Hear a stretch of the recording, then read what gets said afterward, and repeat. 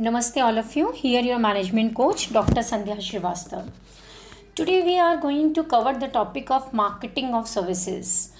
Basically, we cannot say it's in topic; it's in bulk, and it's in bundle of ideas. Actually, basically, we are going to cover out the concepts which are going to be related with the marketing of services. Let's before starting this.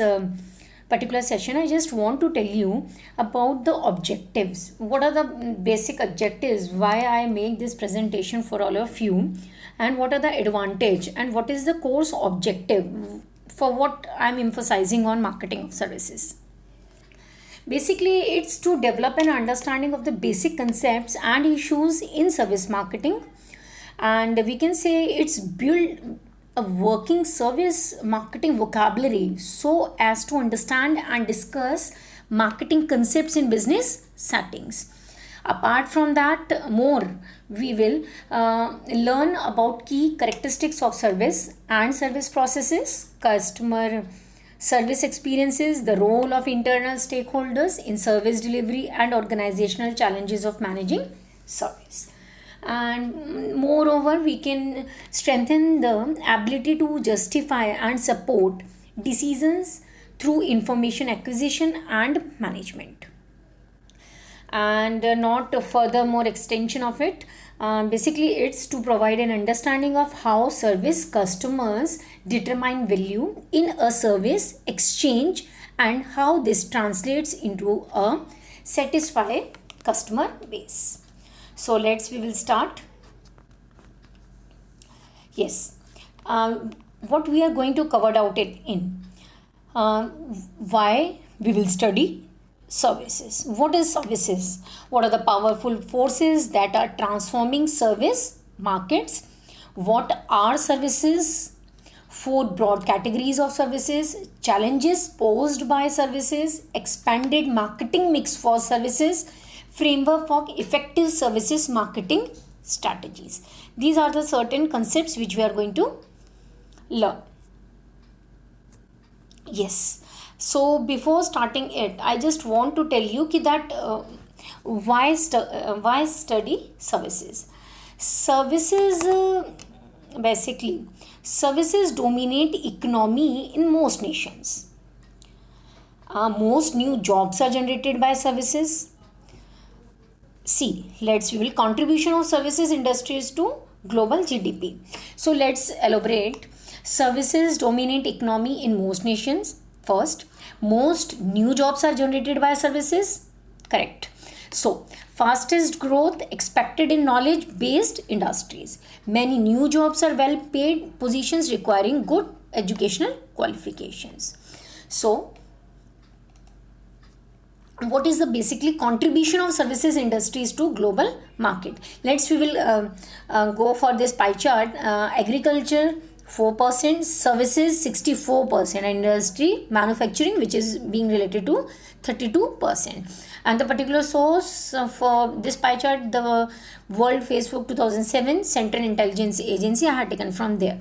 So what does it mean? I just want to emphasize on this that what is the ratio means for the global GDP.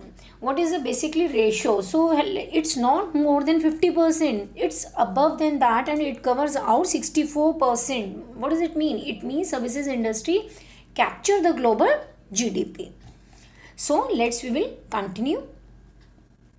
Estimated size of service industry in selected countries. I had taken an example of few countries with the certain products.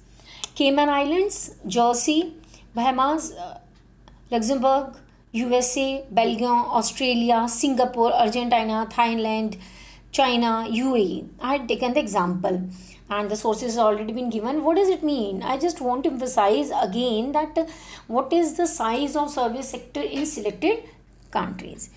It's a big size. Once again, it's not more than 50, it's above than 50%, and it's captured around 60 to 65%. It means it's hold the whole market. So it's very important for the marketing professionals, students to understand what is the importance and what are services which is going to be offered. Let's continue. What are the powerful forces are transforming service markets? So first is the government policies, second is the social changes, business trends, advances in IT, and globalization. So I will just elaborate individually. First is the government policies. Government policies are being concerned in the changes in regulations, privatization, new rules to protect customers, employees, and the environment also, and new agreement on trade in services. So they had made their policies and expansion did. So, I'd given examples. The new markets and product categories, increase in demand for services, more intense competition, and ultimately innovation in service products, delivery systems stimulated by better technology. And moreover, customers have more choices and exercise more power. Success hinges on understanding customers and competitors, viable business models, creation of value for customers and firm. Let me elaborate once again with the government policies. What the government had taken the initiative. They had taken initiative via changes in regulations, did privatization, emphasize on new rules to protect customers, employees, and the environment. Moreover, new agreement on trade in services. What else? It's being related with the social changes, rising consumer expectations, more influence, personal outsourcing, increased desire for buying experience versus things, and rising consumer ownership of high technical equipment, easier access to more information, immigration, growing but aging population. These are the certain social changes. Continue with the same, that is business trends. What is the impact? It pushed to increase shareholder value. It emphasized on productivity and cost savings. Manufacturers add value through service and sell services. More strategic alliances focus on quality and customer satisfaction. Growth of franchising, marketing emphasizing by non-profit. And what is in advances in IT? It brings related with the growth of internet, bandwidth, mobile equipment, wireless networking, faster, more powerful software, digitalization of text, graphics, audio, and video, and more. Which is globalization. What does it? Globalization. Forcing, transforming. It more companies operating on transnational basis, increase international travel, international merger and alliances, offshoring of customer service, foreign competitors invade domestic markets. So these are the forces transforming in the service economy. We will discuss what are the services, what we are called as services. Services involve a form of rental offering benefits without transfer of ownership. Include rental of goods, marketing tasks for services differ from those involved in selling goods and transforming ownership. 5 broad categories within non-ownership framework. Earlier we did discuss about the ownership, which is being related that marketing tasks for services differ from those involved in selling goods and transferring ownership. So these are the 5 broad categories within non-ownership framework, in which rented goods services, defined space and place rentals, labor and expertise rentals, access to shared physical environments, systems and networks, access and usage. So moreover, we will discuss once again defining services. So here are certain definitions which I picked out for specifically for this session. Services are economic activities offered by one party to another, most commonly employ time-based performance to bring about desired result, in which recipient themselves and objects or other assets for which purchases have responsibility. Or we can say, in exchange for their money, time and effort, service customers expect to obtain value from skills, network, system, professionals, or maybe not take ownership of any of the physical elements involved in it. We will discuss about the introduction, what we discussed, and more discussing. Services are deeds, processes, and performance. It's intangible but may have a tangible component, that we will discuss it. Generally produced and consumed at the same time. Need to distinguish between service and customer service. I just want to tell you one more thing. What is the difference between customer and consumer? So in the marketing we have discussed about it, that the customer is a person who purchase goods or services, so that is a customer, and the person who consumed it, utilized it, that is consumer. So this particular marketing of services is based on the customer.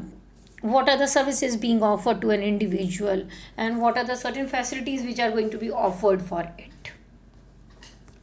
So we will discuss the examples of service industries. First is healthcare. Examples I had already given: hospital, medical practice, dentistry, eye care, etc. Professional: accounting, legal and architectural, financial, banking, investment, advertising and insurance, advising. Hospitality: restaurant, hotel, bed and breakfast, sky resort and rafting. Travel: airlines, travel agencies, others, hair styling, pest control, plumbing, and all these services are being included in it. Yes, that is a particular graph which I want to discuss it in a very popular way. That is the tangibility spectrum. I just want to take the emphasize on it. First is a tangible dominant, means to whom we can see, we can touch it, we can feel it, like salt, soft drinks, detergent, automobiles, cosmetics, fast food outlets. So intangible: teaching, because we cannot touch it, we can just feel it. Consulting, investment management, airlines, it's all are services based, while the other in the starting salt, soft drinks, because on the consuming definitely it will provide the services, but it's tangible and it's intangible. Afterwards I just want to show you the value added by physical intangible elements help distinguish goods and services. What is the difference between?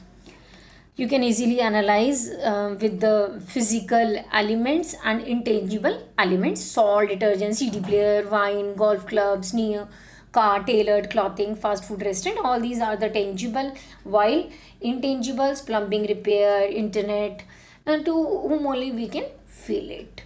So continue with it. Difference between goods and services. Intangibility, heterogeneity. What is intangibility? It's in services cannot be invented, services cannot be patented, services cannot be readily displayed or communicated. Pricing is difficult, it's intangible. While heterogeneity, what it is service delivery and customer satisfaction depend on employee actions, like pizza, Domino's, those who are going to deliver it. Service quality depends on many uncontrollable factors. There is no sure knowledge that the service delivered matches what was planned and promoted. And while implications of simultaneous production and consumption, it is being related with the customers participate in and affect the transaction. Customers affect each other, employees affect the service outcome. Decentralization may be essential, mass production is difficult. And whereas perishability, what it is difficult to synchronize supply and demand with services cannot be returned or resold, that is the perishability. And what are the services are different: goods, services, and the resulting implications. As I elaborated it, tangible, standardized, production separate from consumption, and non-perishable. And services, they are intangible, heterogeneous, simultaneous production and consumption, and perishable. So that is the basic difference between goods and services. What we have discussed about the services. So it's just opposite to the services, where services are intangible, its goods are tangible. It's heterogeneous, goods are standardized. Services are perishable, goods are non-perishable. Services are simultaneous production and consumption, whereas goods are production separate from consumption. The services marketing triangle, it is one of the, we can say, in hospitality there is a golden triangle which emphasizes with the heritage cities combined together for tourists. Like that, only the services marketing triangle here emphasize on the company management, employees and customers. Companies who makes it, manufacturing it, by the help of employees to the customers. So company to employees, that is internal marketing, whereas employees to customers is interactive marketing, where customers is external marketing, from company side to customers directly. So it's enabling the process, it's setting the promise and delivering the promise from employees to customers. So this is the services marketing triangle. We will discuss the company, providers and customers. The basic thing important is the technology, manufacturing and the quality of the individual product. Yes, one of the important concept which we have to go on through it, that is the services marketing mix, 7 P's of services. First, we will go ahead with the traditional marketing mix. Traditional marketing makes all elements within the control of the firm that communicate the firm's capabilities and image to customers, or that influence customer satisfaction with the firm's products and services. Earlier we have already discussed about it. The traditional marketing mix are the 4 P's, that is product, price, place and promotion.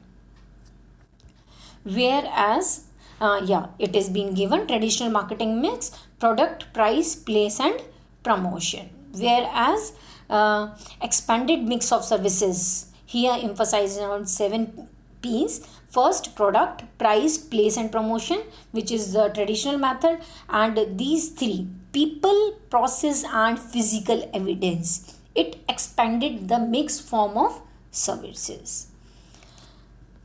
Yes, service marketing mix, target market, product, process, people, promotion, price, place and physical environment.